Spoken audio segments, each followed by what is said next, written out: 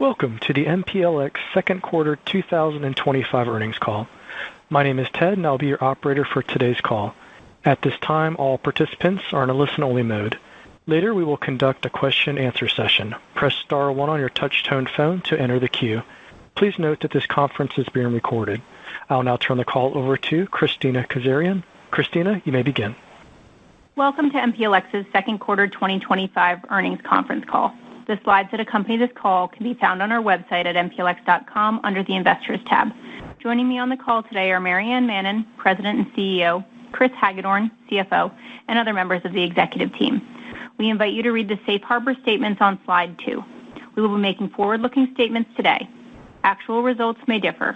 Factors that could cause actual results to differ are included there, as well as in our filings with the SEC. With that, I will turn the call over to Maryann. Thanks, Christina. Good morning, and thank you for joining our call. Last week, we announced the strategic acquisition of Northwind Midstream for just under $2.4 billion. Northwind provides sour gas gathering and treating services in Lee County, New Mexico.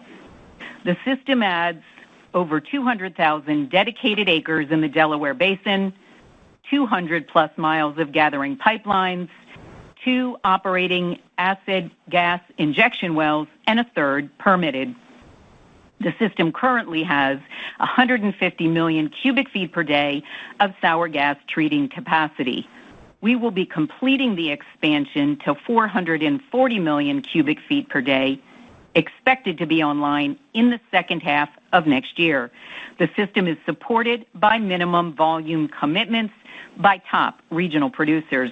The transaction is expected to be immediately accretive to MPLX's distributable cash flow and represents a 7 times multiple on forecasted 2027 EBITDA after the treating system reaches full capacity. The anticipated mid-teen unlevered return is inclusive of incremental capital spend associated with in-process expansion activity. Increased crude drilling activity in the eastern edge of the northern Delaware Basin has been enabled by increased sour gas treating and AGI well capacity provided by these assets.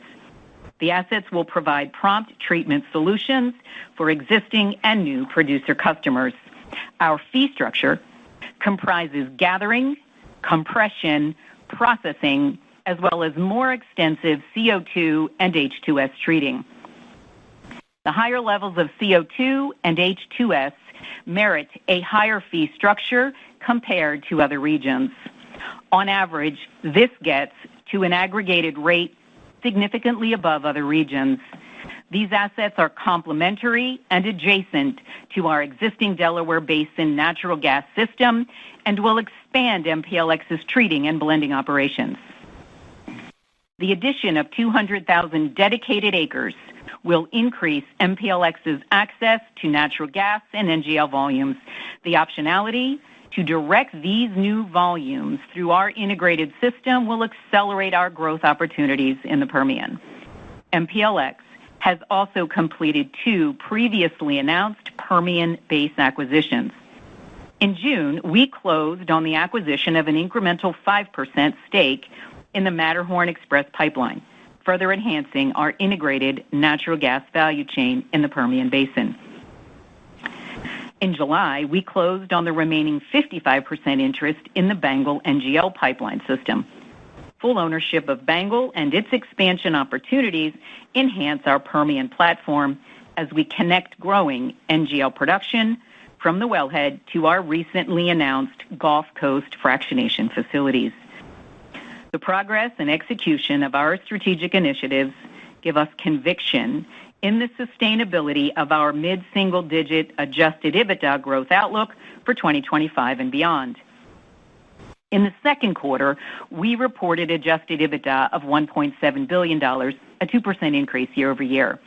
For the first half of the year, we achieved 5% adjusted EBITDA growth versus the first half of 2024. In the Marcellus and Utica, rig counts remain steady and volumes remain strong. Longer laterals are resulting in higher production volumes, and we expect volumes to grow in the second half of the year. Producer consolidation further illustrates the value seen in the liquids-rich acreage of the Utica, where condensate development activity continues to increase. In the Permian, steady drilling activity, rising gas-oil ratios, and the progression of export projects will support growth opportunities for our business. More broadly, we expect natural gas demand will accelerate over the next few years to provide increased electricity generation required for data centers and overall electric grid demand.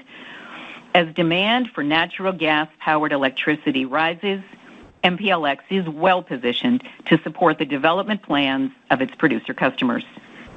MPLX is expanding its core business by constructing processing facilities on a just-in-time basis, maximizing the utilization of existing assets, optimizing value chains, and strengthening its strategic partnership with MPC.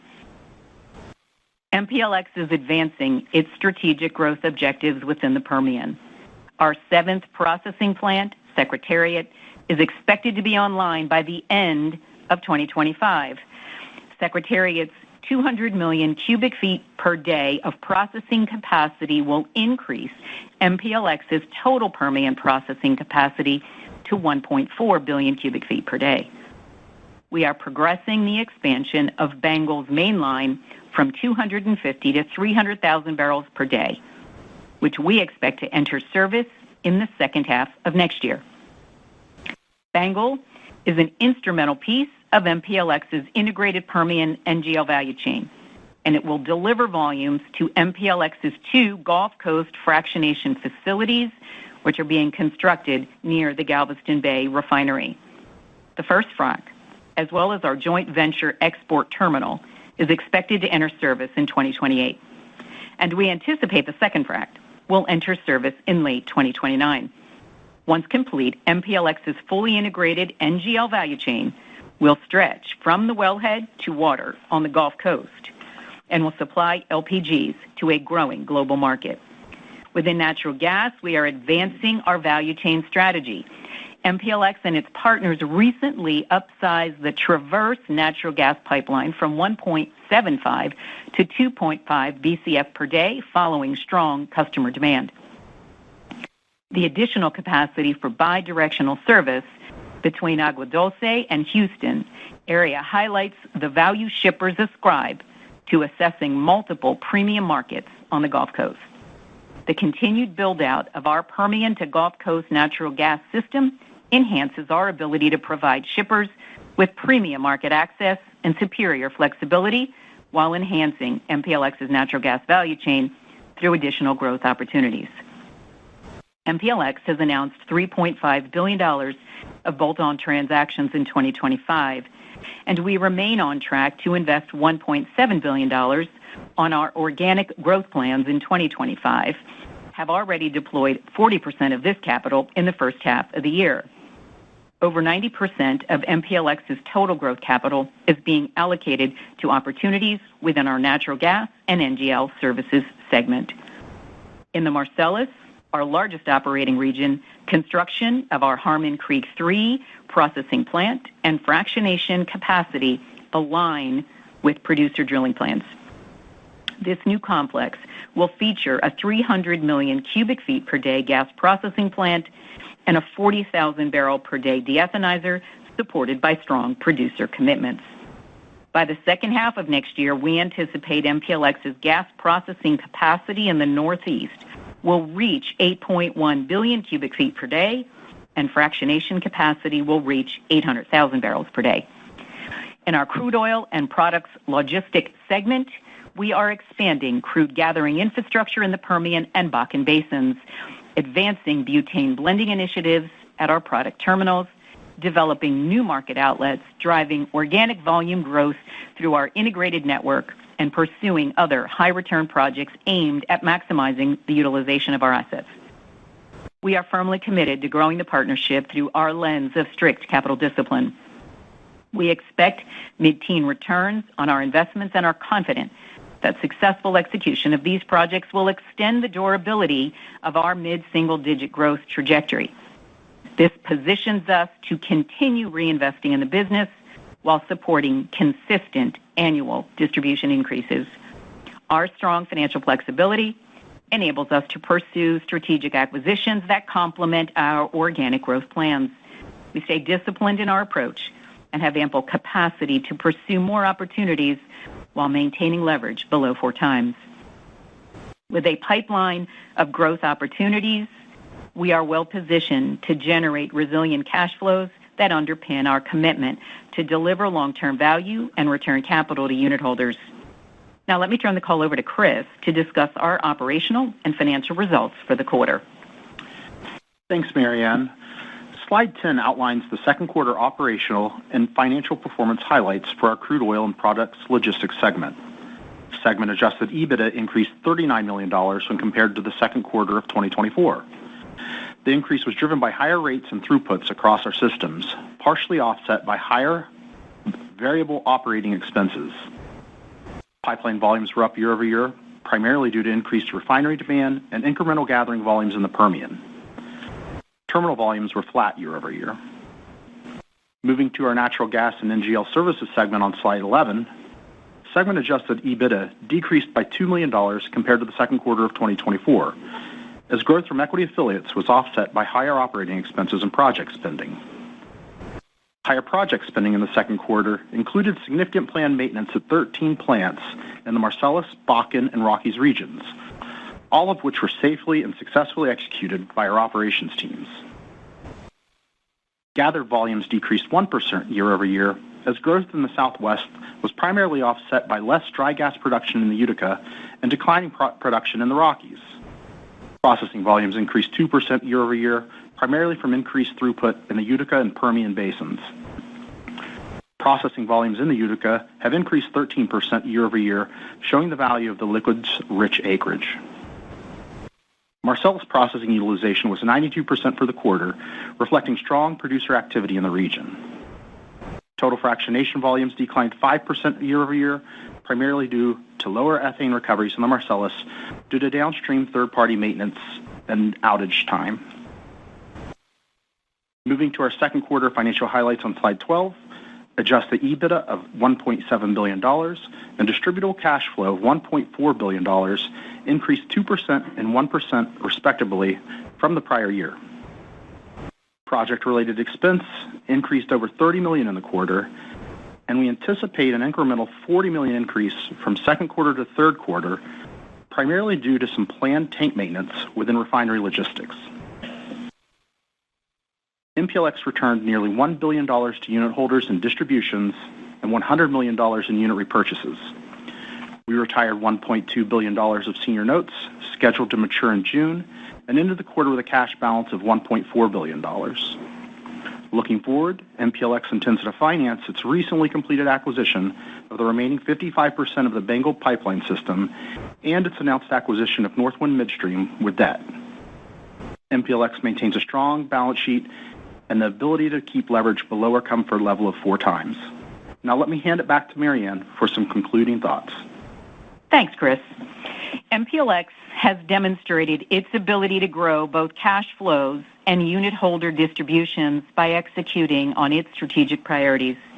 Year to date, we have returned $2.2 billion to unit holders, inclusive of $200 million in unit repurchases, as the value proposition for our units remains strong. Through prudent capital allocation, cost control, and operational optimization, we've achieved a 7% compound annual growth rate in both adjusted EBITDA and distributable cash flows over the past 4 years. Year to date, MPLX has announced $3.5 billion of bolt-on transactions. These assets create immediate value for unit holders and enhance MPLX's growth platform in a capital-disciplined manner. We believe the integration of these assets will further strengthen MPLX's ability to deliver mid-single-digit adjusted EBITDA growth. Our strong and growing cash flow profile, supported by a robust 1.5 times distribution coverage and low leverage, has enabled us to support our quarterly distribution which most recently increased by 12.5% in the third quarter of last year. Looking ahead, our growing portfolio is well positioned to sustain this pace of annual distribution growth. In summary, MPLX is well positioned to capitalize on opportunities that fit our strategic roadmap as we execute our strategy targeting mid-single-digit adjusted EBITDA growth. As a strategic asset for Marathon, MPLX currently provides $2.5 billion annually in cash to MPC through its growing distribution. MPLX plays a vital role in advancing shared value creation initiatives, further reinforcing the strength of our partnership. Our unwavering focus on safety and operational excellence, strategic growth opportunities, and strong financial flexibility enable us to generate resilient cash flows. This, in turn, supports our commitment to delivering peer-leading capital returns to unit holders. Now let me turn the call over to Christina. Thanks, Marianne. As we open the call for your questions, as a courtesy to all participants, we ask that you limit yourself to one question and one follow-up. If time permits, we'll re-prompt for additional questions. Operator, we're now ready for questions. Thank you. We will now begin the question and answer session. If you have a question, please press star, then 1 on your touch-tone phone. If you wish to be removed from the queue, please press star, then 2. If you're using a speakerphone, you may need to pick up the handset first before pressing the numbers. Once again, if you have a question, please press star, then 1 on your touch-tone phone. The first question in the queue is from John Mackay with Goldman Sachs. Your line is open. Hey, good morning. Thank you for the time. Can you talk about the ramp on Northwind from here through the second half of 26? And then after that, how to think about some of the downstream processing and NGL growth opportunities? And maybe as part of that, just clarify whether or not those downstream opportunities are reflected in the 7x 27 multiple. Thanks. Hey, good morning, John. Thanks for the question. So first of all, just want to say we think the economics in this transaction are extremely compelling, as you can see. And any incremental capital, and I'll share with you how that should unfold here, any of the incremental capital that we have assumed is already embedded in those economics as well. But to answer your question, when we look at the completion, by 2026, so by the end of next year, we should be at the run rate EBITDA that we are referencing that supports our roughly 7x EBITDA multiple, which means by 2027, we will have reached that EBITDA that will be ongoing. So throughout this time period, 2026, these projects to complete, to get us to the 440, as well as the permitted third AGI well, all of those activities are well in hand. I'm going to ask Dave to address your second question, sort of, which is, the opportunities on further beyond that.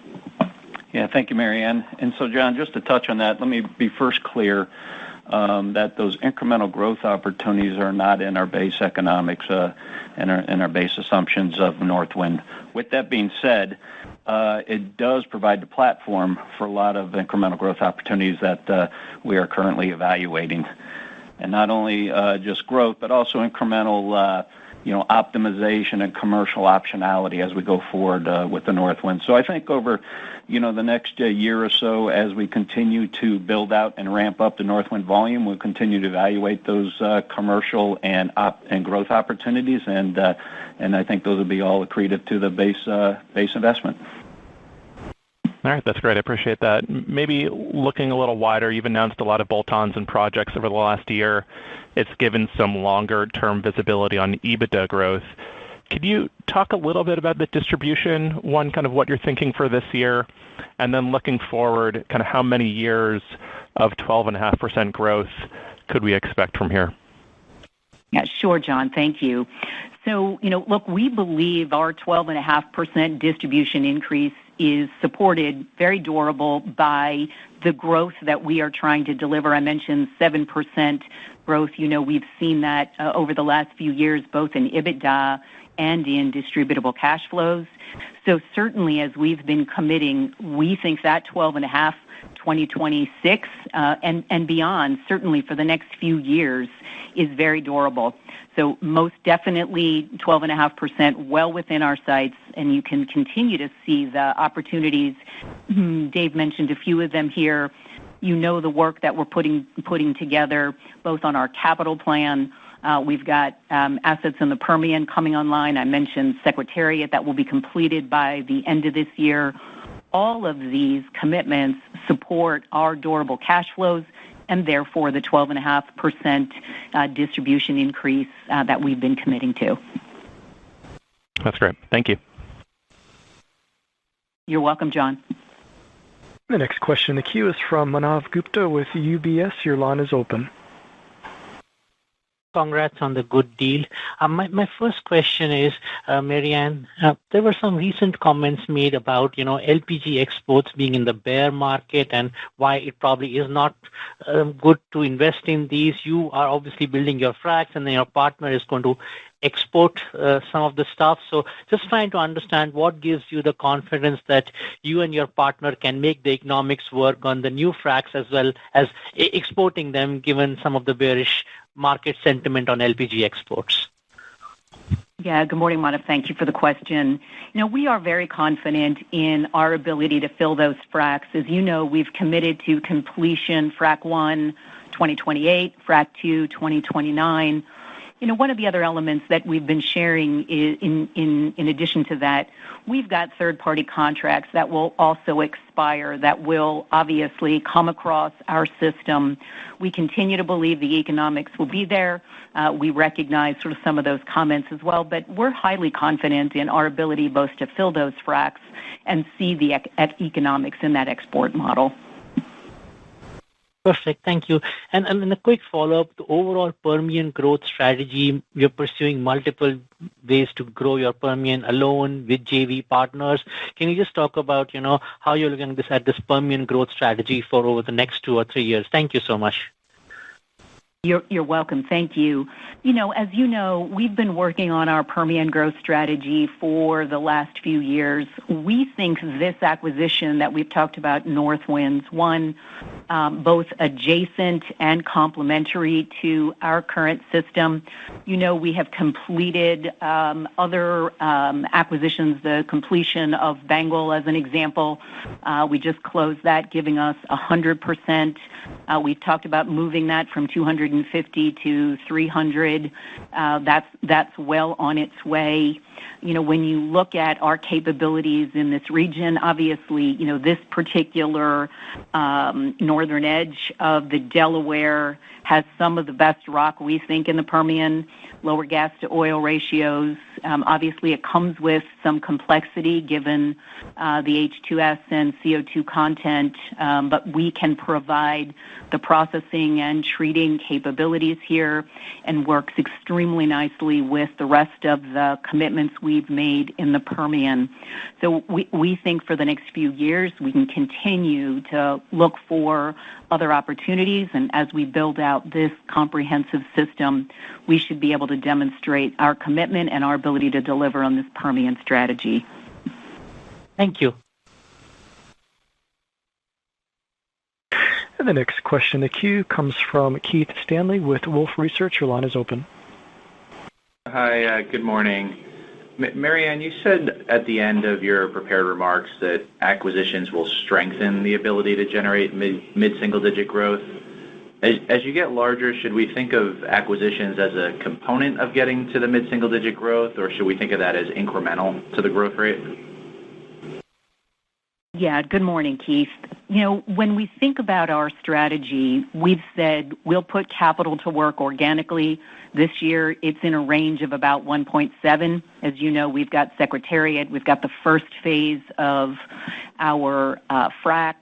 We've got Harmon Creek well on its way. So we clearly see opportunities for organic growth. And then when we look at M&A, we also believe there are opportunities there. So it isn't as if we start out the year with an allocation allocation of how much is M&A and how much is capital, we look at all of those opportunities. They must meet our strategic rationale. Obviously, our commitment to mid-single-digit growth is a critical component. And then lastly, we want to be sure that they can generate mid-teens returns. All of those, the way we put capital to work should continue to support our ability to grow EBITDA and then therefore support our distribution. Hope that answers your question.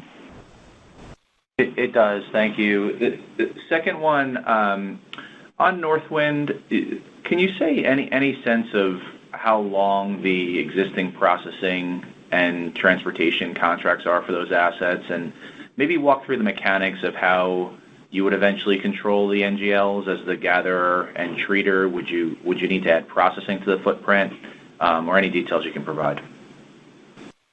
Sure. So first, I think your first question was kind of what is the contract duration on processing? And we're probably somewhere, those contracts today, somewhere in the range of 2 to 3 years on those processing contracts. Keep in mind, overall, and I think I mentioned this, in the prepared remarks as well, these contracts that we have for these MVCs are average contract life of 13 years. So 80% of this revenue is MVC, just, to be sure that I was clear on that. And then, some of the top producer customers that I mentioned there are actually customers that are operating today on our system. But let me look at Dave, and I'm going to ask him to give you a little more color on your question. Thank you, Marianne. So, Keith, I touched on a little bit earlier. So as these contracts roll off and we have control and access to the NGLs, while we don't need that volume in our announced Bengal acquisition and our Gulf Coast fractionation and export project, this incremental volume, as I tried to touch on a little bit earlier, gives us flexibility and optionality on how and where and when we want to move those volumes. And that's probably the most exciting part about this. So as we look forward, not only this opportunity, but as we think about some of the growth opportunities that Marianne touched on, it's not just grow to grow, but as growth increase the integration, the optionality, and flexibility of our entire value chains. Hopefully that helps a little bit. That helps, and I missed the 13-year commentary, so thanks for that as well. Oh, you're most welcome. Thank you. And the next question in the queue is from Teresa Chen with Barclays. Your line is open. Good morning. Following up on the commentary related to Northwind, just a question of clarification on the CapEx. From here, the current capacity to the full 440 MMCF per day, how much incremental CapEx do you think would be necessary to achieve that? Yeah, good morning, Teresa. So we estimate in a range of about $500 million between now and the next 12 months that will complete the $440 million, as well as the third already permitted AGI well. So, 2 of them currently operating, third's permitted. So within the next 12 months, just under $500 million, and most of that's already been started. Thank you. And then turning to the residue gas side of things, in addition to your NGL infrastructure build-out, you've made significant progress in growing this asset base via your JVs. Looking at the long-term visible demand drivers for gas, Marianne, what do you think are the logical strategic next steps to augment your exposure here? Is it a matter of more gas transmission? Is it something more direct on the gas-to-power side of things? Is it liquefaction? What are your thoughts here? Yeah, thanks, Teresa. I'm going to pass it to Dave, and he'll take your question.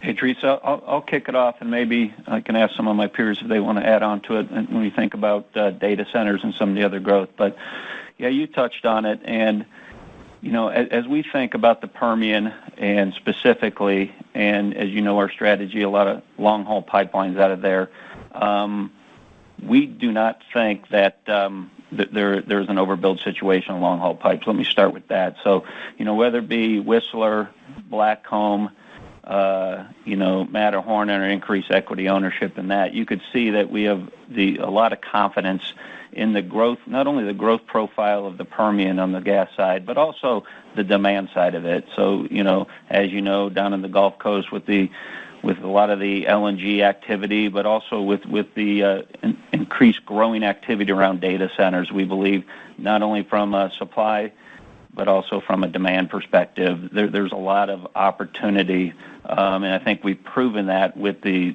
project we've announced most recently. So the one we haven't touched on is Traverse. So not only just the long haul pipes out of the basin, but giving our shipping customers the utmost flexibility to get those premium markets, in addition to getting out of the basin, we think is a key part of our strategy. So as we go forward, it's an increase, growth, optionality, flexibility, and access to those premium markets for the gas coming out of the Permian. So hopefully that gives you a little bit of color how we're thinking about that strategy. Thank you. You're welcome, Teresa. Next question in the queue is from Jeremy Tonet with J.P. Morgan. Your line is open. Hi, good morning. Morning, Jeremy. I was just wondering if you could expand a bit post the acquisition on your New Mexico strategy here. It's a bit more difficult to operate in the state given the regulatory framework and the handling that's needed with this production, but the growth is very strong as noted, and it seems like this toehold, it gives you even more opportunity there, and there's not too many players right now. So just wondering if you could talk a bit more on your New Mexico strategy and competitive backdrop. Yeah, Jeremy, we'd be happy to, because I think you characterize it well, and I think it's consistent really with the way that we think about growth. I'm going to ask Greg to give you some incremental thoughts here. Thanks, Marianne. Yeah, Jeremy, this is a really exciting area for us. We have been growing this base organically in terms of our processing plants and producer customers, acreage dedication, starting on the Texas side of the line, but it's gradually expanded into Lee and Eddy County, New Mexico, and that even though our plants are right on the Texas side of that line, a lot of our growth has continued to be on the Lee and Eddy County, New Mexico side. The growth is also, in terms of crude oil production, moved to the north and east towards that north-south New Mexico-Texas border, and that's because it's some of the best crude oil rock in the whole basin, particularly the Avalon Formation, which is shallower. It's about 8,500 feet depth instead of 1,200 or 12,000, excuse me. So it is more economic to produce, it's higher IPs, it's lower gas oil ratio. So it's the most attractive economic crude production area. The issue is that that gas comes with more CO2 and H2S. It's much more sour, and that really is what the Northwind developers recognized when they built that system. Some of our existing base customers have moved further to that side, and we've deployed treating throughout our system, particularly on the New Mexico side of our gathering system. This acquisition is really going to augment our ability to treat even more sour gas and also provide blending opportunities because of the proximity and potential connectivity here. This system, if you look on a map, it wraps around the north and east side of our existing gathering system, so it really is adjacent and complementary, as Marianne's mentioned. So we think there'll be more organic opportunities that can take advantage of this expanded treating capability and gathering that we have in one of the most attractive areas to drill in the basin. Got it. That's helpful there. Maybe just continuing, do you see more bolt-on opportunities adjacent to your footprint that could offer the types of benefits that you see with Northwind's? I think we looked at, if we were to build a system organically, the Northwind system would be one that we would have built. So in terms of looking for bolt-ons, I don't necessarily would say that there's opportunities there. We'll always look for those if they're a strategic fit and make sense. But this one would have made sense as an organic build-out, just as much as a a bolt-on, and it happens to be that it's right next to our system, and it's right in the area where we see a lot of growth. So this accelerates our plans that probably organically we would have looked at anyway.